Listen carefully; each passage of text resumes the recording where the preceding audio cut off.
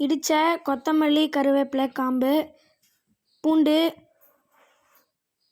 மெழுகு சீரகம், கருவேப்பிலை, காஞ்ச மிளகா இது எல்லாத்தையும் அம்மியில் அரைச்சி எடுத்துருக்கோம்.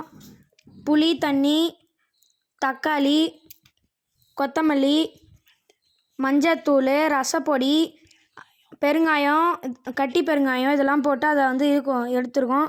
குண்டாவை அடுப்பில் வச்சு எண்ணெய் ஊற்றி அதில் வந்து கடுகு போட்டு அதுக்கப்புறமா நம்ம வந்து அந்த இடித்து வச்சதுலேருந்து ஃபஸ்ட்டு கடுகு பொரிஞ்சதுக்கப்புறமா நம்ம ஃபஸ்ட்டு வந்து காஞ்ச மிளகா, கருவேப்பிலை, அதுக்கப்புறமா பூண்டு இதை போட்டு நம்ம வந்து ஃபஸ்ட்டு வதக்கணும். வதக்கும்போது பார்த்து வதங்க, மேலே ஊற்றுச்சுன்னா அப்புறம் அவ்வளோதான், மூஞ்செல்லாம் வெந்துடும்.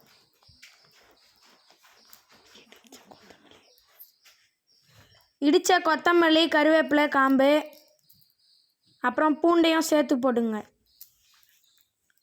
நல்லா பார்த்து வதங்க, அப்புறம் கீழே சாஞ்சிக்கிச்சுன்னா அப்புறம் நமக்கு தான் கஷ்டம்.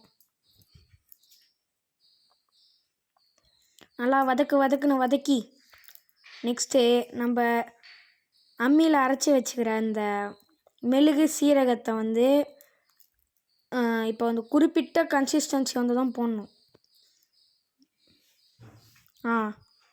இப்போ இந்த கன்சிஸ்டன்சியில் வந்து நம்ம வந்து அது ரெண்டுத்தையும் சேர்க்க போகிறோம். சீக்கிரமாக சேர்க்க போகிறோம்.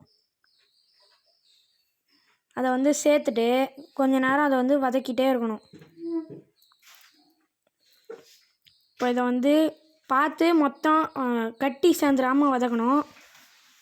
இந்த கட்டி சேராமல் வதக்குற ப்ராசஸில்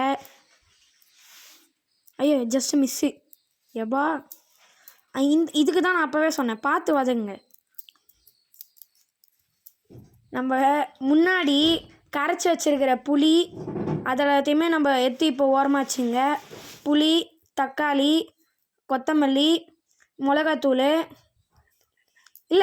இல்லை சாரி மஞ்சத்தூள், ரசப்பொடி, அப்புறமா பெருங்காயம். இது கட்டி பெருங்காயம் இருந்தால் ஓகே, தூள் பெருங்காயம் இருந்தாலும் சேர்த்துக்கலாம், அது உங்கள் இஷ்டம்.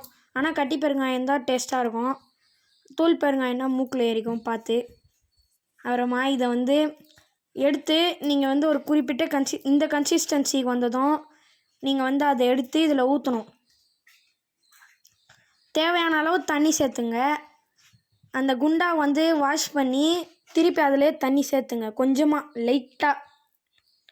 அதுக்கப்புறமா இதை கொதிக்கிறதுக்கு வந்து விடணும். ஆனால் இதை கொதிக்கிறதுக்கு முன்னாடியே நுரை பொங்கும் போதே நீங்கள் வந்து இறக்கிடணும்.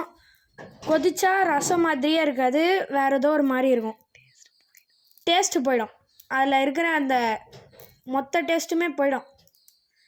இப்போ நான் வந்து உங்களுக்கு சொல்கிறேன் எந்த கன்சிஸ்டன்சியில் இருக்கும்னு காட்டுறேன். இதை வந்து மூடி போட்டு இப்போ வந்து குறிப்பிட்ட உங்களுக்கு தேவையான அளவு உப்பு போட்டு மூடிடணும். இந்த கன்சிஸ்டன்சி வந்து தான் இறக்கிடுங்க.